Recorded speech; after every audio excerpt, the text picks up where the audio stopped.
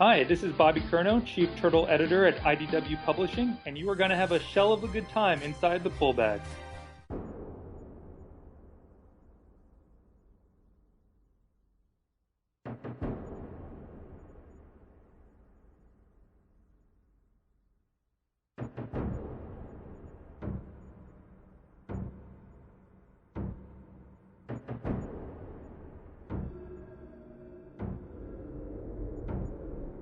You've just jumped inside the pull bag. Join TFG1 Mike and the rest of the comic reading crew here at the GCRN as they make their great escape into comics. From DC, Marvel, IDW, Boom Studios, Zenoscope, and more, we have everything you want to read right here. Transformers comics? Yeah, we cover that. He-Man? Yeah, sure. DC superheroes like Batman, Batgirl, Nightwing, and Batman Beyond? Yep, we have those too. How about TMNT from IDW and I Hate Fairyland from Image Comics? Yeah, we have all that here. Plus, so much more. It's all inside the pull bag here on the Geekcast Radio Network. So without any further ado, it's time to talk about the comics we are reading right now here inside the pull bag. Hello and welcome to episode 338 of The Pull Bag. I'm, of course, TFG and Mike. I wasn't on last week's episode because Ryan, the Uneven Flow Merkley, Lady Wreck, and their guest did a in-depth discussion on the entire 13-year IDW Publishing run of the Transformers. And that was a very, very well done discussion. Hope everyone listened to that. First time in 5.5, so almost 6 years I haven't been a host on my own damn podcast, but I understand why. I have not caught up. I know why Ryan didn't want me on it, because I have not read the end of the run yet. We're still going through here in the pull bag and reviewing the Transformers comics, so I'm not to the end yet. So they wanted to discuss it all in full, spoilers and everything else, so hope everyone listened to that. You heard him laugh. Joe Reed is back. I am here. You are here. And it is time to bust some turtles. Yes, you can always sniff the air, and if you smell the sewer, it's probably Joe here to talk about turtles with you. Well, I just stuck tape to one of my comics. How lovely is that? I love these bags with the new comic bags that I found that have the sticky stripe on the back that you can self-seal. You don't need tape. Oh, wow. But, you know, I bought them when this one time, doing this podcast, actually, I set a book down on the desk and tape got on the cover, and the cover ripped as I kind of gently tried to tug the tape off of it. And so, I need these new bags that have self-sealing on the back, and they've been great, except I've ruined 2 comics with the self-sealing, setting a comic on it, and wow. I think I'm going to get this book. Hey, all right. Oh, no, tape is still there. Oh, oh no. Okay, we're good. All right, so yeah, I do like the self-sealing bags, but that was scary. We're all good, everybody. Comics are intact. Mm-hmm. Over there. Opening comics on a comic podcast. Yay! Well, we've been trying to sit down and record this for a very long time, and when you first mentioned it, of course, the first thing I do is go find all my short boxes and start digging through it, and we have access because the publishers love you and love us, and they send us digital bits, and I'm looking at you link me to it, like I can't read those. I can't read on a computer screen, so I'm digging through my short boxes. I discovered that issue 1 has disappeared, so I had to go buy a new issue 1. Oh no. The whole time that link is in my chat, and I could click on it and read all the comics digitally, but like, no, I must have it in print. I must be able to damage the book with my hands sweat and lay it down and rip the cover on some tape. But yeah, I will always be a print comic guy. And I used to be a print comic guy until one day, trying to read a full-on, like, God knows how many pages thick trade paperback of, I think it was either The Punisher Born or, no, it was Welcome Back Frank. That's what it was. That book is about the size of my hand in trade. So I'm just trying to sit here in my chair, the chair that I had at the time, the really nice, comfy leather chair I had, yada, yada, yada. And I'm trying to read it, and not because of the content of the story, but because holding a book that size up to my face to try to read it, I was falling asleep. Next thing I know, I don't have the book in my hand. It's gone. It fell on the floor because I fell asleep trying to read that. So I'm like, I love print. I absolutely do. Comics are made to be in print. However, Comixology, digitally, the guided view, the panel by panel, I cannot recommend it enough because, oh my God, I can't read comics in print anymore. I just can't. There was one time you and I read a comic, or you were tabbing through it with me, and I think it was Screen Share or something. And the way that Comixology does these cinematic moves, I'm like, wow, somebody out there is like programming that in. Like, there's no way a computer can algorithmically decide what needs to look good. But so that kind of attention to detail is nice. Now, because I'm, an old man technophobe, is that a particular program that you're using, or is that something that the file itself does? No, it's okay. So on the Comixology website, once I purchase whatever book I'm purchasing through their website, it's an option that their website has. You can view it as a single page, like you would view, you would turn page by page. It would go, page by page. They have a single page. They have 2 pages where you can view 2 pages at once. So that's kind of cool. But the guided view is just an option that I absolutely love because it highlights and shows you various things and it zooms in on things that you don't normally get to see. And the way that my vision is and whatever else, there's no way digitally that I could read, like I would, and they have this option. They have zoom in and zoom out as well. So if they didn't have guided view, I would have to zoom in like 4 or 5 times just to see what the top panel of TMNT-Ghostbusters 2 says. Like, I can't even read that digitally. So, and that's one of my gripes with digital is the programs that I've used have to zoom in and out. Now, so when you have a file on Comixology, you buy something here. The viewer is web based. I just do it through my oh man, it's through their website. It's their stuff. It's not like any separate program. Wow. So it's anything. Okay, I might need to look into this because it'd be neat every once in a while. I'm looking at Ninja Turtles Shredder in Hell that came out this week, the week that we're recording this, and it did not show up at my comic store. And I'm like, well, do I buy that digitally and view it online? Why? I don't know why not. I should do that. I'm dying for that story. The people have been saying it's great. And we'll review that at some point, I'm sure. Yeah, we will get to it at some point. We're way behind on Turtles. But again, folks, life happens. I've said this for the last 10, almost 11 years that I've been podcasting. I just celebrated 10 years of podcasting this past December. Life comes before podcasting. And if we can't get to an episode or whatever it is that's going on, I'll just move it. We'll get to it eventually. I'll just move it or rearrange it or find somewhere else for it, kind of a thing. So TMNT-Ghostbusters 2, the creative on this story is done by Eric Burnham and Tom Waltz. The art is done by Dan Schoening on number 1 and 5, Mark Torres number 2 through 4, Pablo Tunica on number 2 through 4, Tad Galusha, I'm probably butchering that name, 2 through 4, and Charles Paul Wilson III on 4 and 5. Colors done by Luis Antonio Delgado. Or Luis, probably. Letters by Sean Lee. Series edits, obviously, Bobby Curnow. It was all because of a simple accident. While testing teleportation technology, the Teenage Mutant Ninja Turtles found themselves in another dimensional New York City. The New York City of the Ghostbusters. Together they fended off Chai Yu, a member of the Pantheon that had been meddling in the affairs of the Turtles' Earth for centuries. They also constructed an interdimensional portal in the Ghostbusters firehouse, a device that the Turtles then used to return home, and something that the Ghostbusters have been experimenting with ever since. And that was it, until now.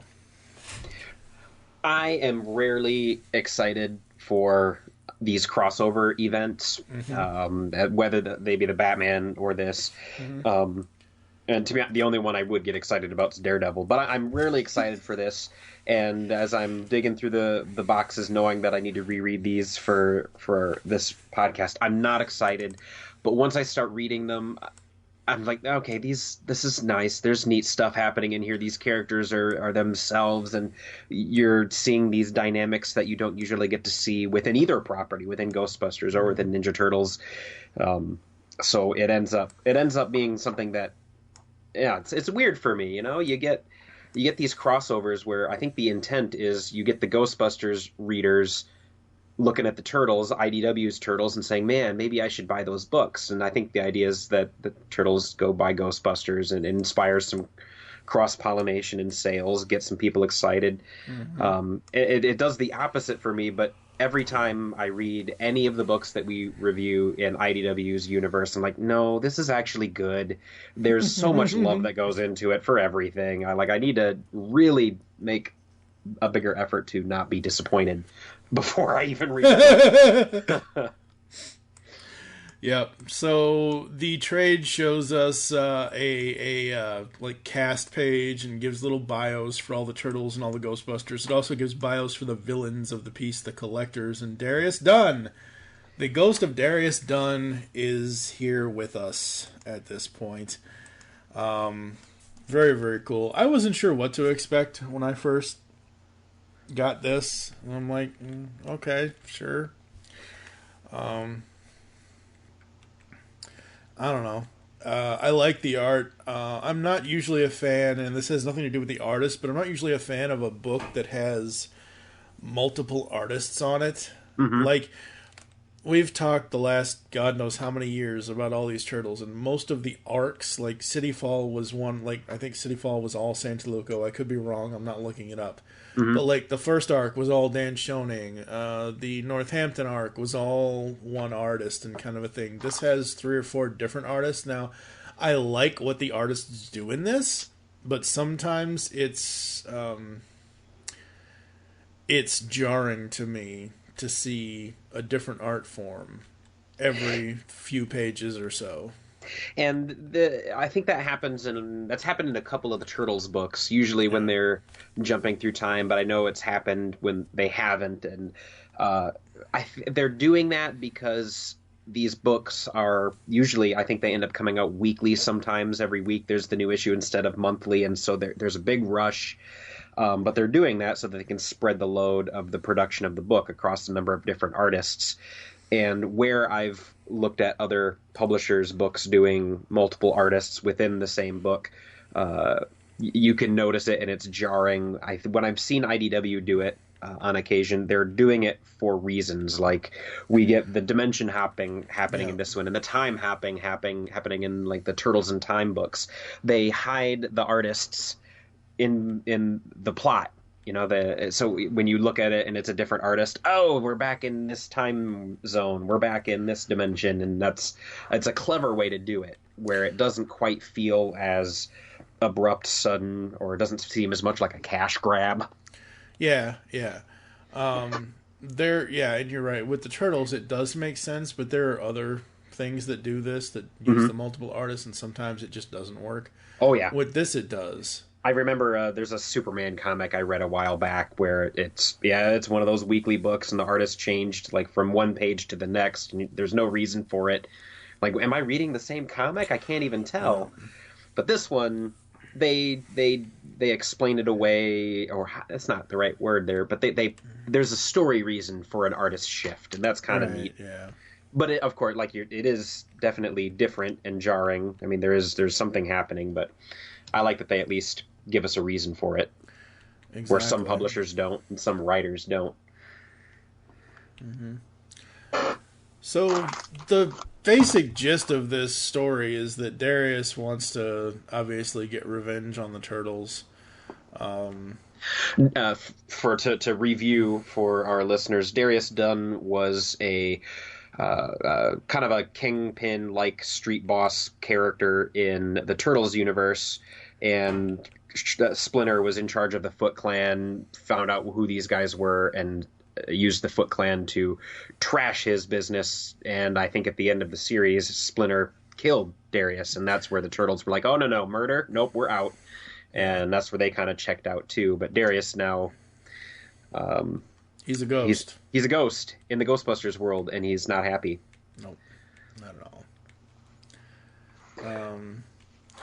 I love the way that, we see Peter and Egon. We see the explanation of these new ghosts that show up, and we see them try. Donnie appears. I made it. I did this. I did that. And, very, very cool. I love the designs of these ghosts that actually kind of morph into the Turtles for a little bit. I think that's super cool. Yeah, they're even using turtle weapons there, I see, in this panel.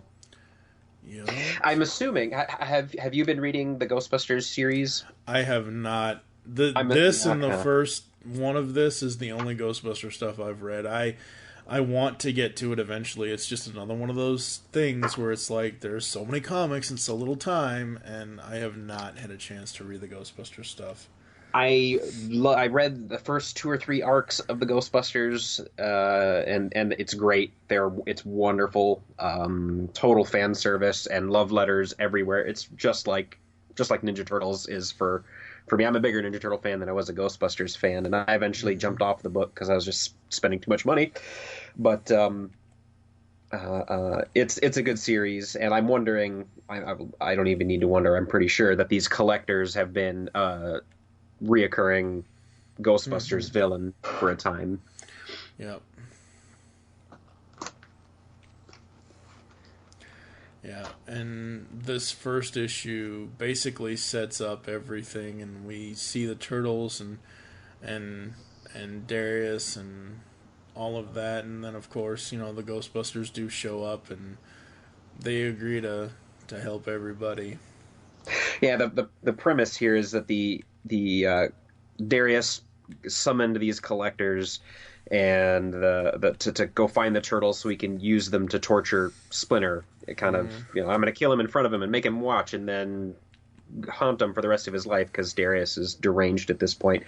The Turtles are imprisoned in this dimension where they can't escape, and Donatello somehow figures out how to go visit the Ghostbusters to ask for help. Yep. And the Ghostbusters, like I said, do agree to help. What I love in this is the art on the page where it says, allowing remotely accessed jumps. These jumps will further obscure your presence here. The panels with the Turtles going to the various dimensions or whatever to get the Ghostbusters. Mm-hmm. Very, very cool. Love the art on that. Yeah, there's some psychedelic backgrounds, spacey backgrounds.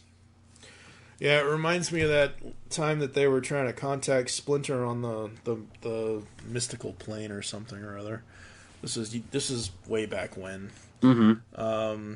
But yeah, I absolutely love it. I think it's super fun.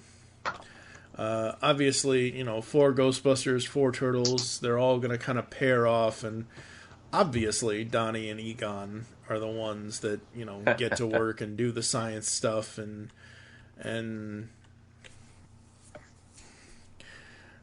everybody else just kind of pairs off. And I'm trying to think who do like right now, Winston in issue 2, Winston and Leo are paired together, kind of a thing.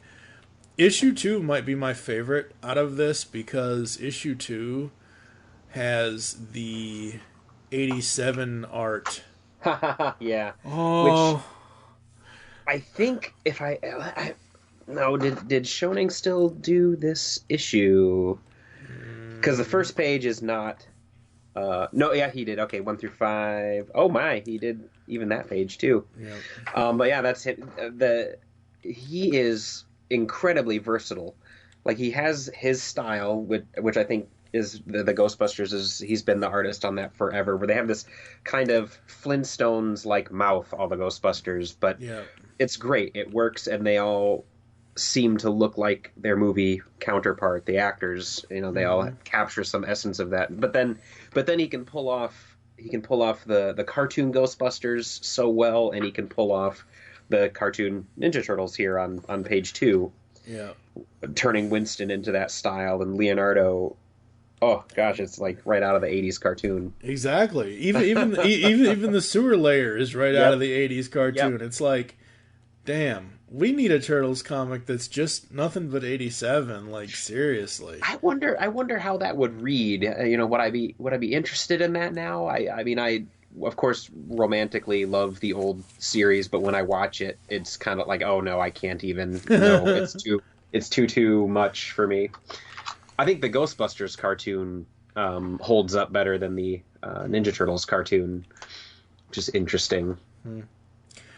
What is so funny is that as issue 2 unfolds here, and they're all doing this, like Leo and Winston have been transported, and then you see Mikey and Peter, and they're in different designs, and they're and then Winston is with Raph in this spaceship looking thing. There's a panel with Mikey and Peter, and Mikey looks like his Nickelodeon his animated. Nickelodeon version. And I'm like, man, this really is a love letter here. Well, the space scene back here, that's the Galaga ship from the cover of the Galaga video game, the 8-bit Nintendo. Yes.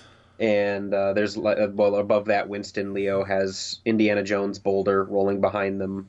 Mm-hmm. And that's a pile of gold with a sword in the stone, kind of smog Lord of the Rings here with Raph and Ray. Yep. Up there. So it's it's very, very cool. Yep. I really do dig it. There are love letters all over this book. Some of the ghosts in the background, it took me a while, like my brain recognized it, but they, like the ghosts from page 1 of the comic, one of the original Ghostbusters toys came with these little blue ghosts that fit over the head of the Ghostbuster, and that's what that is an illustration of. It's the ghost that came with one of the action figures that fit over their head. Like, oh my gosh, there it is. I played with that. I don't remember because it's been so long since we did the first TMNT Ghostbusters thing.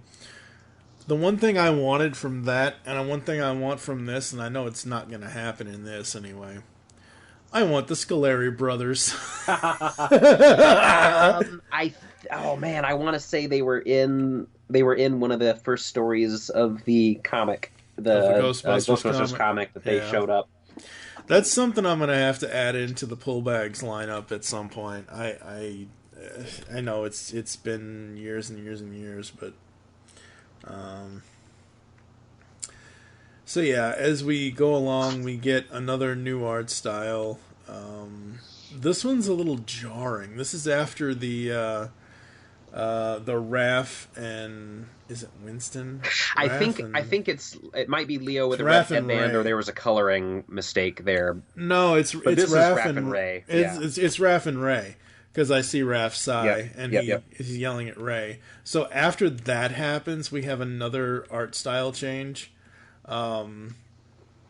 And this one's a little strange. This one's very steampunky. And I'm not... I don't know. I'm not a fan of the Venkman. Yeah. He's a little narrow in the chin, and he kind of looks old. But I've seen this artist do a couple of Ninja Turtle covers, and what my brain keeps coming back to is that the turtles look like Kermit the Frog to me, and it's interesting. It's neat. It's a style that I haven't seen before. When I first saw Mikey here, when he says, "Whoa, this thing can even send messages into other universes," I'm like, who called the TMNT-3 producers and had them do this? Because he looks like Mikey in the steampunk version, to me, at least in the first panel with him and Peter. He looks like his Jim Henson TMNT-3 version of himself. Yeah, there's an awful lot of green space around his eyes. It almost looks to me like the live action, the crappy live act, well, the computer generated whatever that was, the Michael Next Bay Mutation. No, Michael Bay version with there's some proportion things going on a little there, and that, especially in that panel. But Yeah. And Splinter, I mean, Splinter, I'll say this, he looks like a humanoid rat finally. I mean, he's got a nose now. We've talked about this for years, folks. How hard it must be to draw Splinter because he's a humanoid rat. Yeah, I've tried drawing Splinter. It's not easy. Those ears, the nose. I think this is all right. I can get behind this. The world that they're in is a world of, I guess, furries, anthropomorphic animals walking around. They're all wearing clothes, which I think is funny that Venkman realizes that there's something different between you and those guys over there. Yeah, you can walk around, but you better put some clothes on. They're not naked like you are. And so he gives him his jumpsuit, and he's walking around in his T-shirt. Yeah, I'll say this right now. Normally, I will read this for the story first to get the story actually out of it, but it was difficult for me to not understand the story, but to follow the story with the steampunk art. It just took me out of it. It's weird. There's a panel here with where these turtle busters show up to trap Peter because he's a human and they don't recognize it. They think he's a demon, and they're all just conveniently posed there. One of them's sitting on the ground. It's like they showed up. Surprise, I know you guys are sitting on a park bench, but now we're here. 3 of us have our back to you. I'm on the ground looking at you with a big grin. Like, they took the time to pose. And it's to make a good composition. It's to draw it. But, it's just... Yeah. When characters are shifting left to right, right to left, and you can't tell where the camera is, where the spectator's supposed to be, it gets difficult to see where people are moving.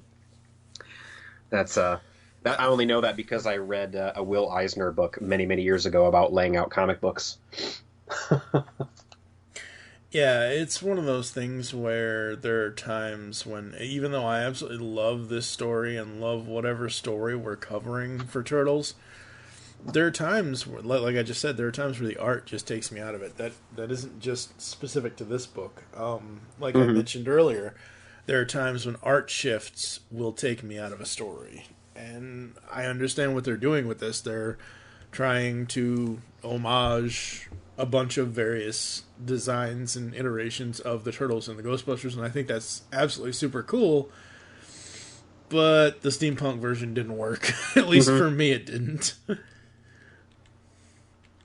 So we get Leo and Winston being hunted by these I don't know, Terminators. Yeah, Ghostbuster Terminator robot things or whatever it is. And then Donnie is back with Egon trying to solve the issue of being able to call everybody back. So there's that. And there's a scene here with the Terminators and Winston doing his thing, and the Turtles and the Ghostbusters don't exactly have foils between each other. You've got the 2 brainy people, yes, but then everybody else kind of doesn't match up. They don't have a Michelangelo. The Ghostbusters don't have a Raph, hothead, anger dude. And so it's like, how do you pair them up and make them relate? And I think they did a really good job here with Leo and Winston. I mean, Winston's not the leader of the Ghostbusters. They don't exactly have a leader. But the comic, when I was reading Ghostbusters comic, they did a really good job of fleshing Winston out, who in the original movie was just kind of the everyman for us to relate off of. Someone who didn't know the world of ghosts like the other characters did. But in the comic, they kind of give him this... He's got a military background, which, it's there for him to access. It's not who he is, but it's there for him. And using that, he relates to Leo as the leader who occasionally messes up or feels like he messed up, and Winston kind of gives him a pep talk, and they connect that way. And that was a really neat piece of heart. And one of the redeeming things from this comic, I think, that made me say, like, all right, I need to stop hating on these things before I even read it, because we have an opportunity here for a character moment with the Turtles that we've never gotten before. And I'm sure the Ghostbusters get a character moment that they haven't ever really had before. Winston, because he was the everyman in the movies, he doesn't get to give the pep talks. It's the other guys saying, "No, don't worry, the ghosts won't hurt you."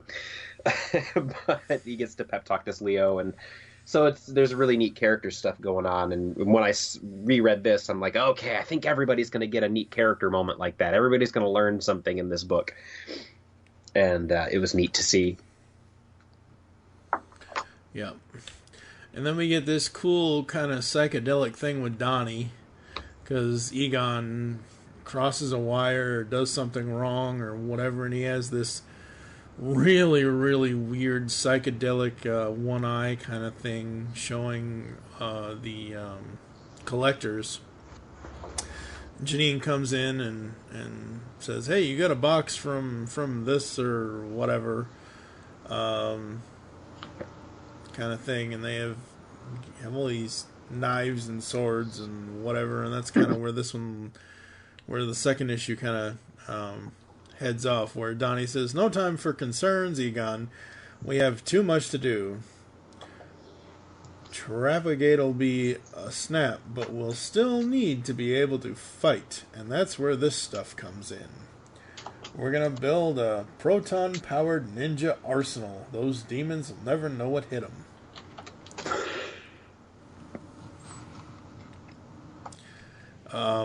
I love the first two issues. I think the story is fun. I think the art is interesting. And I'm excited to see those character moments coming in the next. Yep. We have issue 3 here, and starts off with Darius and his I forget what the guy's name, the other demon that's with him there. Bronson, who I don't know if that's anybody. Yeah, I don't know either. So, they're trying to, Darius is trying to basically, he's trying to handle his defeat or whatever, and we get to the turtles. We get back to steampunk with steampunk Mikey. Furry turtles here. Yeah. Oh, it's so creepy. Is it Mikey and Raph with Pete? Nope, just Mikey. Oh, it's two version of Mikey's, isn't it? No, they're the Turtle Busters are.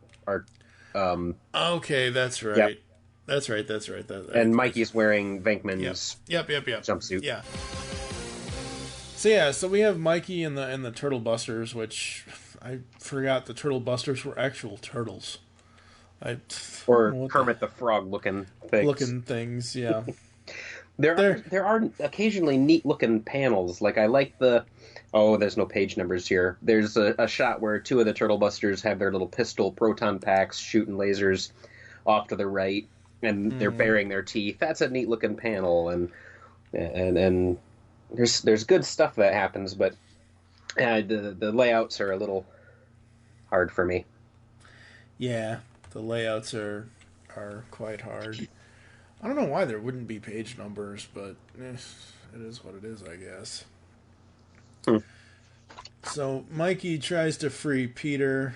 The Turtle Busters kind of come in and they kind of have a fight, like you were saying. We get to Raph and I assume Ray. Yeah, Ray. Raph and Ray. And they're fighting. It turns out that these are Viking ghosts, and I didn't realize it the first time I read it, which was hard for me. But they showed up at this place, something happened, and then the ghosts possessed their bodies, kicked their souls out. Yep. And so the two incorporeal, Ray and Raph, they come to and realize that these Vikings are using their bodies to experience combat for the first time in a long time. And so they have some work devising how to get their bodies back. And in doing so, they have another moment where Ray says, "Well, I counted on your negativity for that plan to have worked with this mood ooze. What do they call that? That's the pink. Oh, the slime. Yeah, mood slime. Thank you. I knew they had a word for it. And so you're so negative. You wear your emotions on your sleeve, and you're angry, but you're really soft. But you're still angry, and it's another little moment for somebody who's not the usual people yelling at Raph about his anger to talk to him about his anger. Yep. The containment unit thing, I guess, working, and we see this giant ghost, and Donnie is testing out his Darth Maul proton pack bow staff. Yeah, that's honestly the best way to put it, because that's exactly what it is. It's like, oh damn. It's just like, oh damn. So we've got, these experiments going on, trying to make sure the weaponry will work, and don't cross the streams and all that. And yeah, for a second there earlier with Ray and Raph, I thought they got their bodies switched. They did at a point. Raph managed to get back into Ray's body, and using his 45-year-old body to do the martial arts, trying to keep him alive while Ray figured out the rest of the problem. Was interesting. Yeah. You're gonna feel that in the morning. Oh yeah. You're going to feel that right now. Ow, my back, my neck. I want $150,000, but I'll settle our court right now for $20. Oh, boy. So we got Winston and Leo going after the collectors, and that's kind of how issue 3 kind of ends off. Just another second, and we're out of here. Winston? I think we might be a little too late. Once again, love the art. I think the art is really, really fun. I think that the story is playing along very nicely. Like we already said, it's gone through all the various art incarnations of each of the teams, and all the while the story from Alor and Waltz is just not Alor, Burnham. And Waltz is just a fun little crossover story. Yeah, and now I'm finally recognizing the name. Burnham does write. He writes the Ghostbusters book, doesn't he? Mm-hmm. Yep. He also wrote. He wrote one of the Turtles stuff, because I remember we've talked about him before for writings. I forget what it is off the top of my head. I'm sorry, Eric. So we love you, but it's been too long. Yes, it really has. So the Turtles have kind of defeated the Collectors. The Collectors go back to Dunn, and basically Dunn is like, I'm done with you all. I'm going to basically, manifest you all into myself, or whatever it is. Yeah, it's at this point in the comic, I'm going like, all right, who is this Darius Dunn, and how does he have this kind of power? He summons them back, which apparently the little sidekick ghost says, you don't do that. They're going to destroy you for doing this. And they attempt to make him pay the price for summoning them twice, and his soul is poisoned, and so he ends up kind of corrupting them, and they all become Dunn collectors instead of whatever they originally were. And it's like, all right. Now this makes me kind of say, like, I want to know who Darius was, where'd he come from in the Turtles comic that made him be able to impose his will over these 4 demigod weird spirit critters that can hop dimensions. Like, what is it? Yeah. Kind of like I want to know about Null in the Turtle book. Like, who is that character? Where'd those horns come from? And yeah. So we get this giant final battle with all the demons, and what I think is interesting is at one point we get it's on page 9. Well, it's not page 90 in the single issues like you have, but it's in issue 3. It's where they're teleporting through the portal, and I'm like, hey, isn't that Eastman's style? Wait, in issue 3? Yeah, or issue 4 maybe. Okay. Yeah, it's issue 4. Sorry. I want to see this. Because it kind of looks like it. I think. It's after Ray and Raph have their little fight. Is where that is. Okay. But yeah, I mean, this story just keeps going on and on. And I remember when I first read it again with the steampunk stuff, I'm like, oh, this is taking me out of it. Not really digging this style. But yeah, I mean, I do dig the consistent changes, which is not normal for me because I don't normally like consistent change in art style, but it's an interesting way to separate each of the characters and the teams that they're like, you know, Ray and Raph and Mikey and Venkman and Leo and Winston, you know, they all have to kind of have a different art style, I guess. And I just wish it wasn't steampunk. It's the only thing, and I'm sorry for harping on that, but it's just crazy. So what are you thinking so far for issue 4 here? I still like that each of the turtles in Ghostbusters, as different as they are and difficult for them to relate, that they've given an excuse to have these heartfelt moments where everybody's learning something. Yep. Yeah, very, very cool. Let's see. So the interesting thing here with what I assume is, like I said, Eastman's style-ish kind of taking over, is the story basically brings in someone we haven't seen in a while. Mm-hmm. I'm like, oh god, this is not going to go well. And issue 4 ends with Mom? That's right, folks. They did it. They brought back Tang Shen. Yep, I think, gosh, I don't even remember when it was. It wasn't April's miniseries. I can't recall, but Secret History of the Foot Clan, and then after that it might have been, I think, Mikey. Oh, Turtles in Time. Turtles in Time. That's what it was. Yep. And what I one of the things that I like that the IDW universe has done is they've given so much meaning to the 16th century Japan and Tang Shen and where Splinter came from, and that the way that they handle that, it makes Tang Shen, their mom, so much more important than a lady that the Turtles never met. No, that's their mom, dude. Mm-hmm. It's another character for them to connect to, like they connect to Splinter.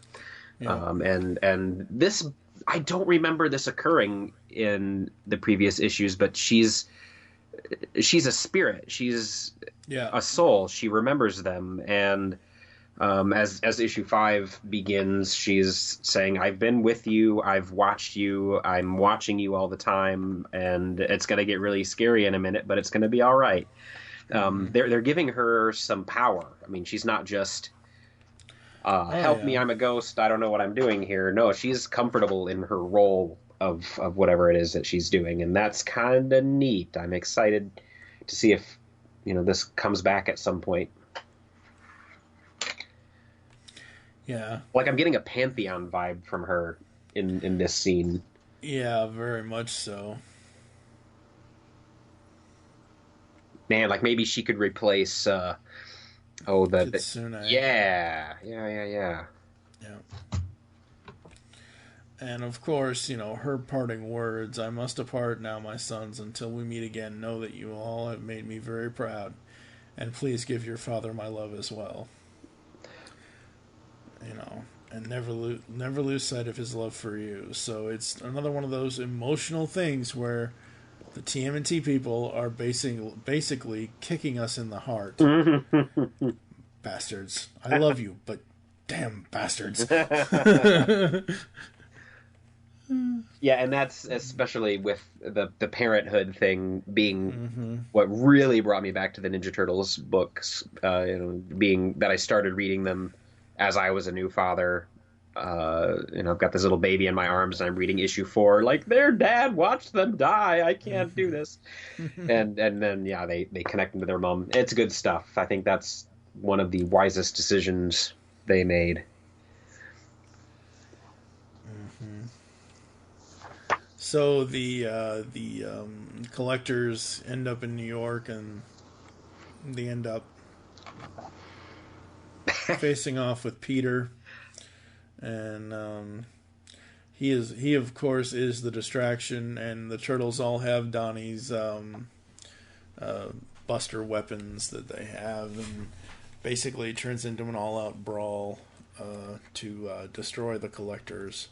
and they're battling them, and the collectors, Dun collectors, are saying, like, your weapons, they hurt us, but you can't defeat us with it. And it turns out that the Buster weapons were just the second distraction while Ray and Egon open up the teleporter trap.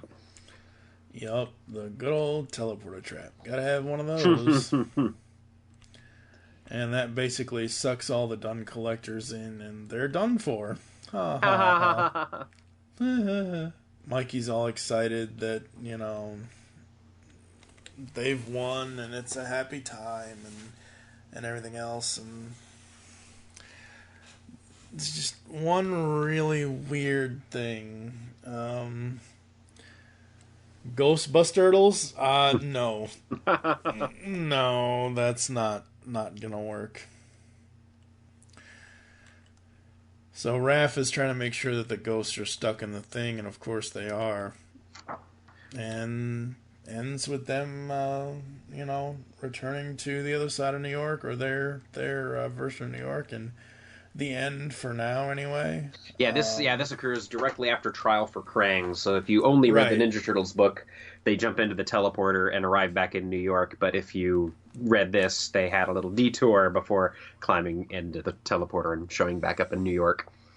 Mm-hmm. But the interesting thing that I think IDW, having both licenses, affords them the ability to do is that they do make reference to, those ghost fighting dudes that we talked to, like in the main Turtle book. They refer to it and informs their decisions. So that's kind of neat that they are still able to mention that these things did in fact happen. Absolutely. That's the coolest thing about the Turtles Ghostbusters stuff at IDW is that they, like you said, no matter what the crossover does, you still get a buffer between both series. And I love the Turtles stuff. I need to get reading on the Ghostbusters stuff. I just have not just yet, just as of yet, kind of a thing. Yeah, it's they aren't going anywhere. They'll be around. I think it's worth reading if you enjoyed the old movie.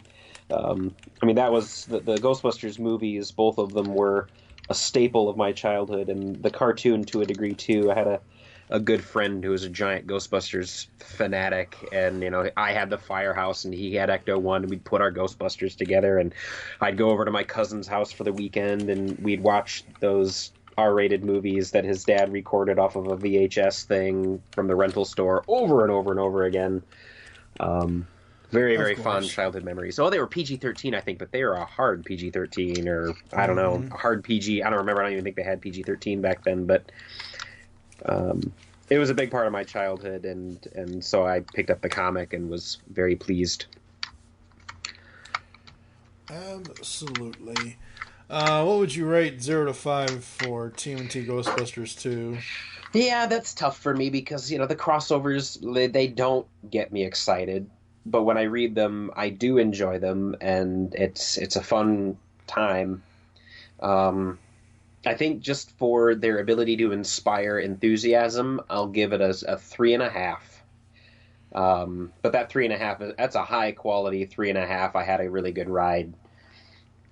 Maybe a 4, but 3.5 I think that's where I'll put that. Yeah, I'll put it at a 3.5, close to 4. Yeah, I enjoyed it. I thought it was fun. It was something different. It wasn't, I don't know. It wasn't your standard crossover kind of a thing, and it was fun. It was a new adventure with both teams and seeing various things that they can do. I thought the coolest thing that they did was the obviously the body swapping. I thought that was hilarious. Yeah, we could probably do. There's more to do with that I think it wouldn't be.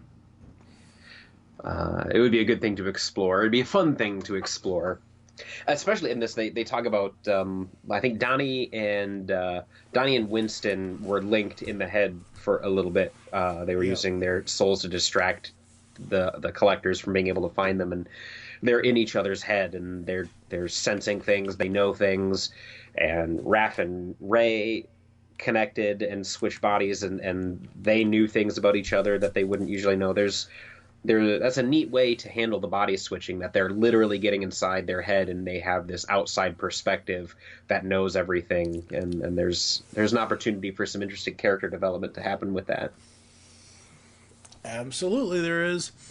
Alright folks, coming up next is Amazing Spider-Man Red Goblin. This is the final arc for Dan Slott. It's issues 794 to 801 of the Amazing Spider-Man run.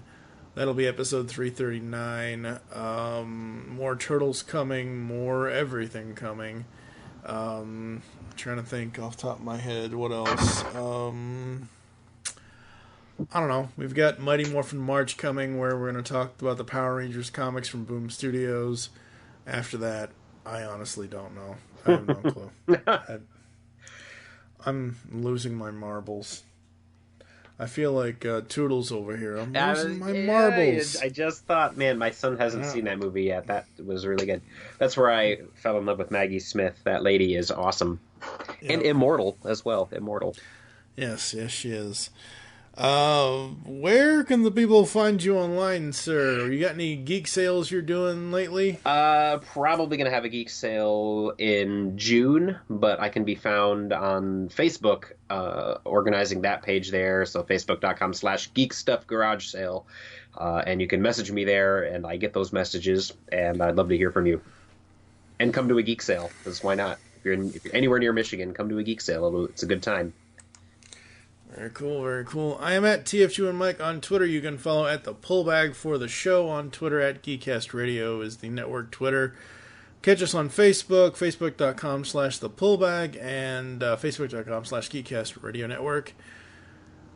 TMNT Ghostbusters 2. Who knows if there will be a TMNT Ghostbusters 3. Mikey did mention a trilogy. He did. He did mention a trilogy. And, who knows? I mean, now that we have Jason Reitman penning the third Ghostbusters film. I saw that. Did you see the little teaser? Yep. Oh my God. I am interested in what that's going to be. Can they pull off something that feels like a love letter? Can they? I don't know what to expect, and I'm going to not expect anything, and we'll see what happens when I see a trailer. Yeah, the teaser was very interesting. I love the, and I'm going to have to capture the sound, but I love the proton pack sound at the end. I thought that's good. But yeah, Jason Reitman, I think, isn't he Ivan Reitman's son, I assume? I would have to guess that he is. I assume. I don't know. I am not looking any info up on him. What is interesting, and I don't know if you saw this, several people I saw on Facebook shared this. Leslie Jones, who played one of the characters in the 2016 Fembusters movie, basically says, "Oh man, this is crap. Why are you gonna She said something to that effect of, "This is just weird. This is just this. This is just that." I think I posted about it on Facebook. Yeah, the quote I heard said something along the lines of, "Doing another Ghostbusters with the original cast is something Trump would do." I'm like, yeah, whoa, that's what it is. About? Yeah, that's what it is. But there was, where is it? It's I shared it somewhere. Where the hell is it? It's one of those things where, okay, so. I shared it from a page, and I quoted the Star Joes. Star Joes on Facebook, who's my buddy Ryan and Chuck. They say, not looking to spread negativity, but where does she get the right to make this complaint? Your movie ignored the previous movies existed also. Yours was a reboot. This is a continuation. Think before you speak. Yeah, she's basically saying... And let's be like, I don't know how you felt about the 2016 film, and I don't want to spend too much time on... Oh, okay, you never saw it. I'm not a Melissa McCarthy fan. I don't think she's funny at all. Kristen Wiig and Kate McKinnon, they're funny. Leslie Jones is funny to a certain extent. I did watch it. I actually sadly do own it. Her actual tweet was so insulting, like fuck us, we didn't count. It's like something Trump would do. Trump voice, gonna redo Ghostbusters, better with men, will be huge. Those women ain't Ghostbusters. Ugh, so annoying and such a dick move, and I don't give a fuck, I'm saying something, is what she tweeted. Wow. And I'm like, are you kidding me? Seriously? Okay. I can see her point. I can see her point of view. Let's say it that way, because from her point of view, a whole bunch of people who liked Ghostbusters got together and did this reboot, and I mean, she sees it as a reboot. Like, her characters, the character that she played and the characters that she acted with, she feels that they deserve a sequel. But, with all the complaining and the internet got a little nuts about why does it have to be 4 women? Why can't it be representative of the population and be, well, yours was all 4 men, and, the back and forth of that. And like, okay, yeah. Right or wrong, the first movie was good. And the second movie, or well, not third, I guess, that reboot was what it was, but then she expects a sequel, and we're getting the old stuff back, and she sees it as all of those whiny internet people getting what they wanted out of it. I kind of wish that, oh my gosh, Ray, what's actor? Dan Aykroyd. Dan Aykroyd would have gotten his planned third movie off the ground before Egon. Oh my gosh, why are these actors not coming to my head?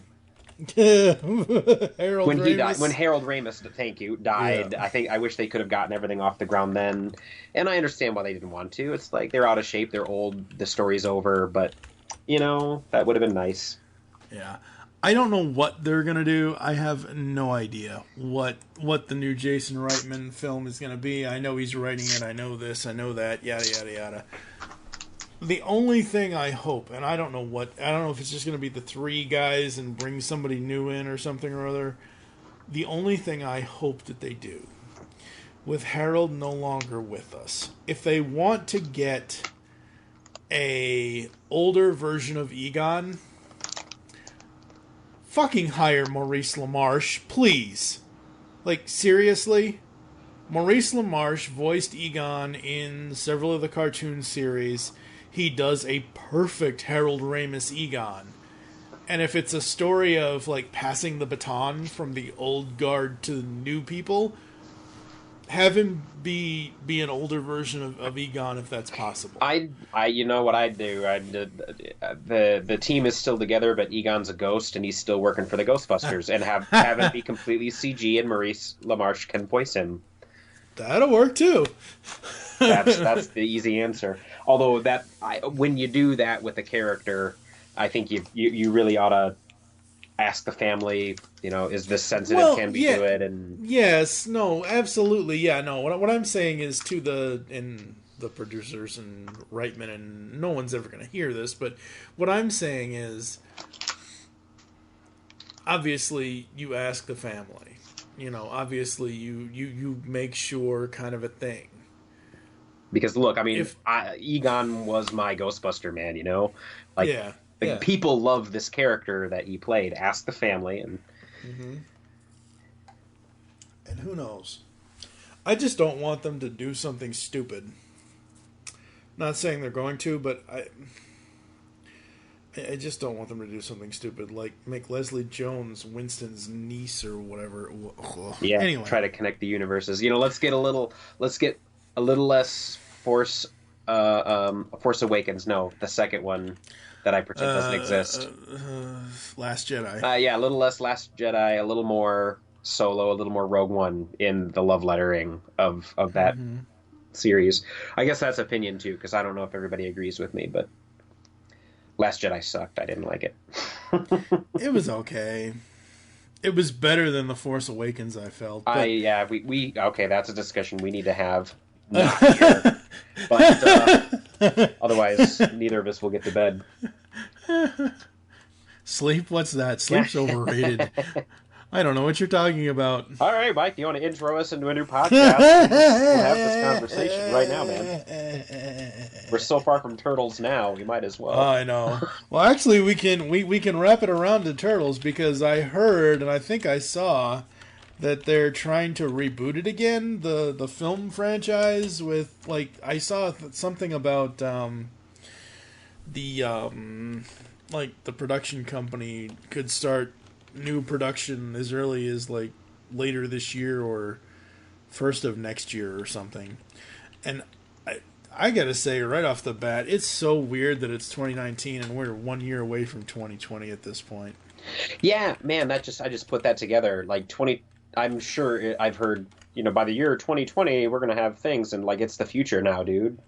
Mm-hmm. It's the future, and I can't really tell the difference between now and the 90s. No, because I just want to go back. I want to go back so my lower back stops hurting when I wake up in the morning. Exactly. I want to go back about a week back where I didn't have a week back. All right, folks, we're going to get the hell out of here. Join us next time for the Amazing Spider-Man Red Goblin arc. I don't know who's doing that with me. It's either going to be Ryan or it might be JT. I'm not sure, so no clue. And please, IDW, you are doing things with Marvel now, so please get Joe his TMNT Daredevil crossover. That's right. Because they have the all ages. They have the all ages Marvel books now. IDW does. They're doing this new all ages thing, so they have a deal with Marvel, sort of. So TMNT Daredevil. I need to go whisper in the ears of some of my connections and see if we can weasel out if that's happening or not. Yeah, that would be interesting. So, make your great escape into comics, and we will catch you next time here inside the Pull Bag.